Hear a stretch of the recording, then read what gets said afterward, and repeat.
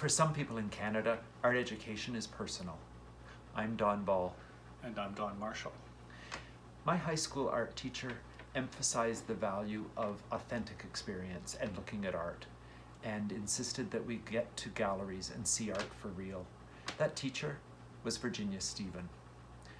We grew a friendship together and performed on stage together, and at one point I came and cat sat at her house for her.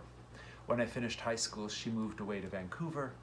I moved to Halifax and started studying art education at NASCAD and met Harold Pearse as my advisor.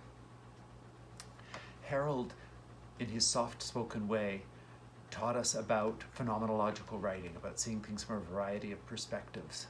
He also showed us how you could include your life in your art through images and also through practice. His daily practice, his daily drawings have stuck with me forever. I was also impressed when he brought us to his home and showed us his collection and his family, and everything was integrated together. When I finished at NASCAD, I applied for a job, and on my resume I had two references, Virginia in Vancouver and Harold in Halifax. The woman who was hiring looked at my references and said, "Oh, I know them both." And she called them and I got the position.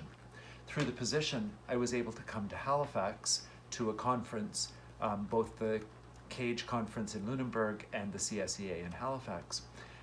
By this time, Virginia was living in Halifax, so I was excited to see her and connect with Harold again. I got a call from Virginia saying that Harold was now in her life, and she thought I should know that before I came and stayed with her in Halifax. So here I am, my high school art teacher and my university art education professor are now married. How wonderful.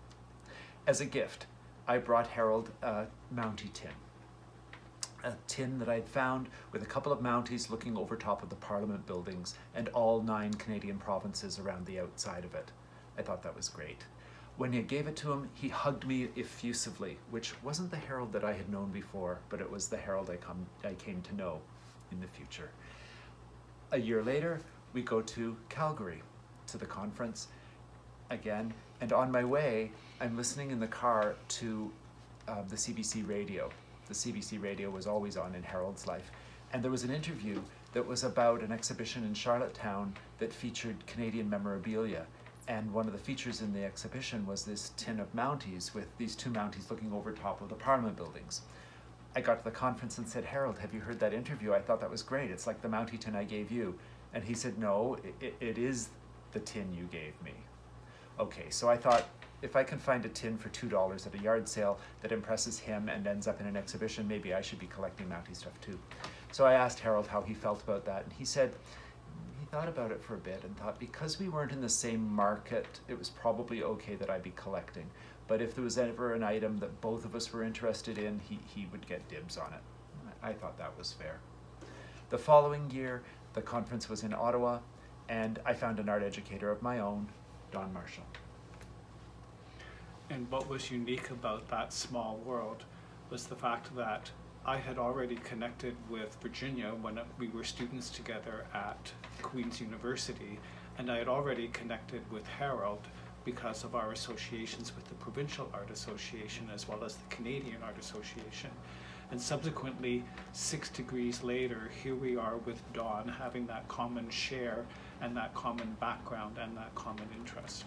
And since that time, we have been together in Halifax, at the art museums, at the folk art exhibitions in Lunenburg, in Blue Rocks with our annual photos, and thus the world has come together as a university. And last fall, we were fortunate to visit Harold in his studio. I got to see his Mountie collection and his artworks all together. We visited with Virginia and Harold, which was wonderful, and he took us to the Opera House for the Dock Festival.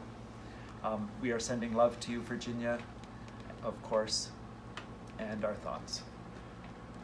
And thank you, Harold, for all that you have brought to us as an educator, as a writer, as an author, as a friend, as an artist. Things that stick.